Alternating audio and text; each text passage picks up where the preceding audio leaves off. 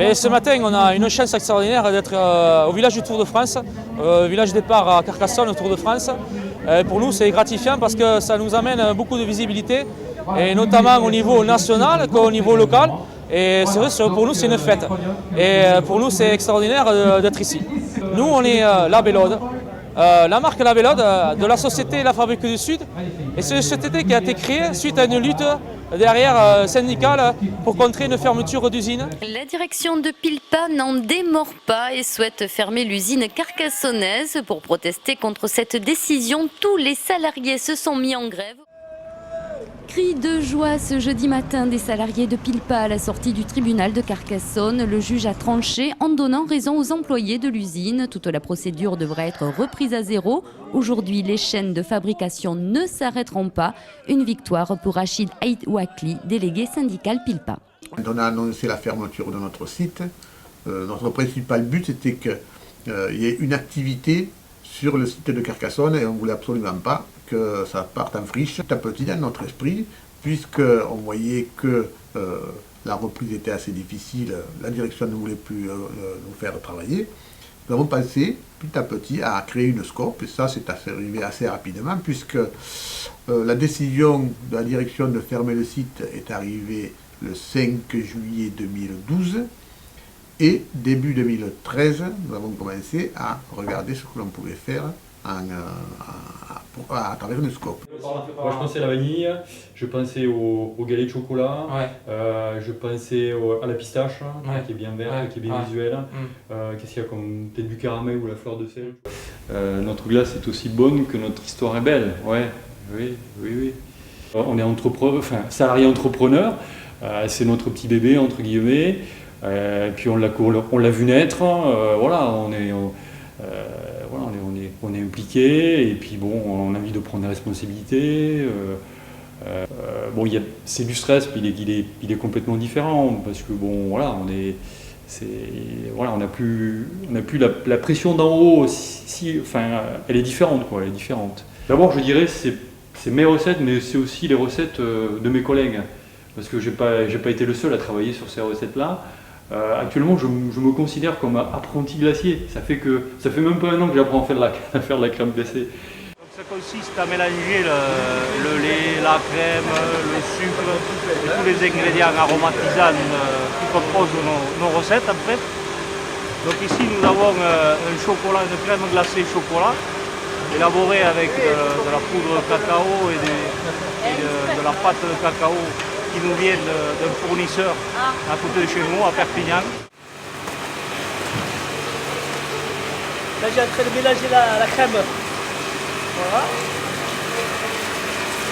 J'ai nettoyé un peu pour le produit, pour pas protéger, nettoyer bien propre le sac, parce que on met dedans. On peut avoir des microbes ou des... Voilà.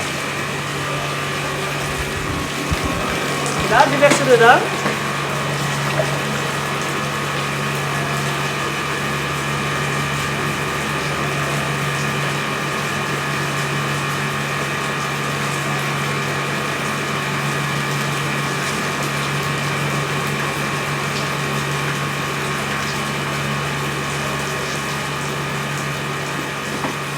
on est 19 et on prend toutes les décisions ensemble et donc on travaille tous ensemble. C'est un travail d'équipe, vraiment.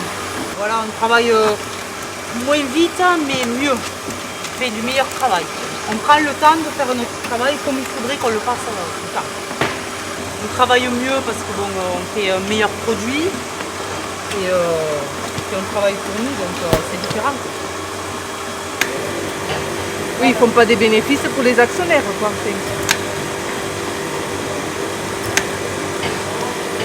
C'était plutôt la cadence, il fallait suivre, on avait la pression, toujours produire plus. Là c'est pour nous et c'est plus manuel, c'est plus calme et on est entre nous, on s'entend bien. Donc c'est vrai, il y a une meilleure ambiance qu'avant. Voilà.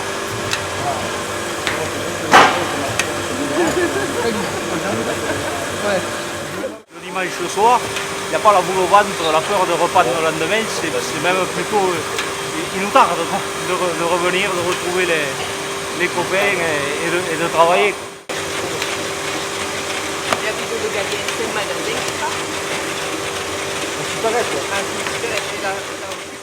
Ce qui a changé, c'est que maintenant, on travaille pour nous. On se lève le matin, on se couche le soir, on pense Fabrique du Sud, on raisonne Fabrique du Sud et on fait tout pour que cette entreprise fonctionne. Forcément, avant, on était des pions dans une entreprise, on était relativement passifs, et alors que maintenant, on est tous actifs et on connaît vraiment la conséquence de tous nos actes journaliers. Voilà, là où avant, on avait juste un petit travail qui se résumait à 8 heures en fabrication, on n'avait aucune visibilité sur l'amont et l'aval du travail, que ce soit sur l'achat des matières, que ce soit sur les ventes, on n'avait vraiment aucune vision. Alors que là, ce qui est intéressant, c'est que voilà, on maîtrise du début de l'achat de la matière première, à la fabrication, au stockage, à la distribution et après à la promotion des ventes chez le client. Les valeurs du travail, on les retrouve beaucoup chez eux. Le respect de l'autre, le respect des produits, le respect du terroir, on le sent bien. Quelle fierté d'avoir des abricots de l'Aude, par exemple, quelle fierté de produire, on va dire, au niveau local, quel plaisir, on va dire, de pouvoir continuer le travail qu'ils avaient commencé depuis si longtemps. Aujourd'hui, le travail, c'est quelque chose qui est quand même assez difficile, quelle que soit la situation dans laquelle on est, on le sent bien. Et bien justement, on voit bien que on peut faire des choix parfois. Donc je crois qu'ils ont fait le choix de continuer, ils ont cette force en eux, ils la tiennent. Et c'est le fait aussi d'être ensemble et d'être solidaires entre eux qui fait qu'ils avancent et qu'ils avancent bien. Le pilier de notre lutte, c'était créer la SCOP.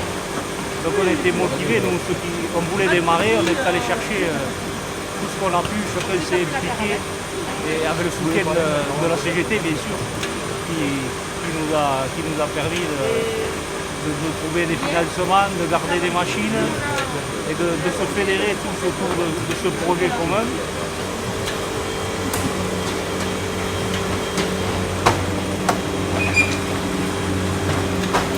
Chaque salarié a investi autour de 20 000 euros. Entre les primes de licenciement et les droits qu'on aurait dû avoir au chômage, on a investi environ 20 000 euros. Le but, c'est pas de gagner 3 ou 4 000 euros par mois, le but, c'est qu'on puisse vivre décemment et travailler correctement toute l'année.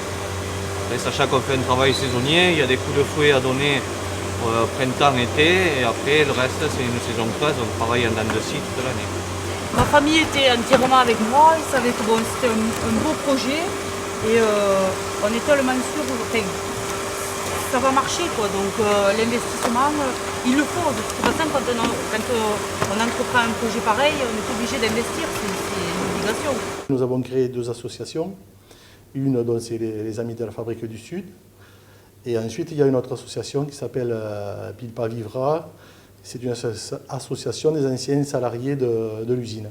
On a senti le besoin non seulement d'aider la SCOP, la Fabrique du Sud, mais d'expliquer aussi aux autres salariés à qui les aventures nous arrivent comme nous, comme la nôtre, où les patrons décident de fermer, qu'il est possible de reprendre son entreprise.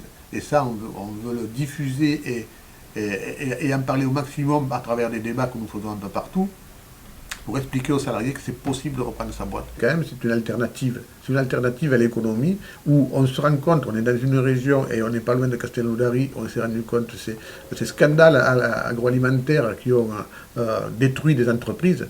Et bien nous, justement, ce n'est pas notre but. Notre but, c'est justement de ne pas faire des milliards, parce que ce qui est arrivé à Castelnaudary, c'est pour faire de l'argent. La lutte paye, il ne fallait pas baisser les bras. Il suffit on a aussi l'exemple de nos copains de Pralim, qui au bout de 1336 jours de lutte, vont pouvoir aussi se lancer dans cette nouvelle aventure qui est la création de la SCOP.